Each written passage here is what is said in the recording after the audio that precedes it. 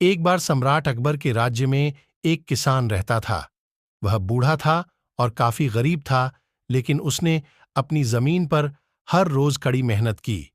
किसान का एक पड़ोसी था जो बहुत चालाक था और उसने कई लोगों को धोखा दिया था।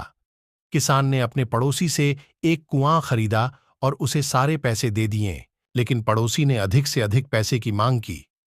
उसी दिन सम्राट अकबर अपने राज्य में नदी के किनारे टहल रहे थे। उनके सबसे बुद्धिमान मंत्री बीरबल उनके साथ थे। नदी के किनारे ठंडी हवा चल रही थी और वे दोनों बहुत खुश थे।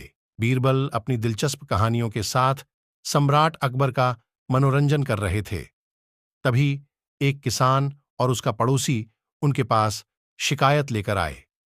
किसान सम्राट अकबर के चरणों में गिर गया और कहा, महाराज, मैंने इस आदमी से एक कुआं खरीदा था और अब वह चाहता है कि मैं पानी के लिए भुगतान करूं।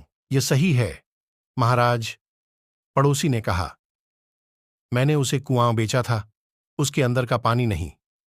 दोनों के बीच का तर्क सम्राट को भ्रमित कर गया। उन्होंने बीरबल से उनके बीच की लड़ाई को निपटाने के लिए कहा। बीरबल ने दोनों पक्षों को ध्यान से सुना। उसने देखा कि किसान गरीब था, लेकिन एक सच्चा आदमी था। बीरबल जल्दी समझ गया कि गरीब किसान का पड़ोसी उसे धोखा देने की कोशिश कर रहा है। बीरबल कुछ समय के लिए शांत थे। फिर उसने पड़ोसी से बात की। बीरबल ने कहा, मैं समझता हूं कि आपने इस कुएं को किसान को बेच दिया है, इसलिए कुआं अब उसी का है। यह सही बात है, यजमान, पड़ोसी ने जवाब दिया। बीरबल ने कहा, लेकिन अगर आपने अपना पानी उसके कुएं में रखा है, तो या तो आप उसे उस पानी का किराया दें या आप उसे एक बार में निकाल लें।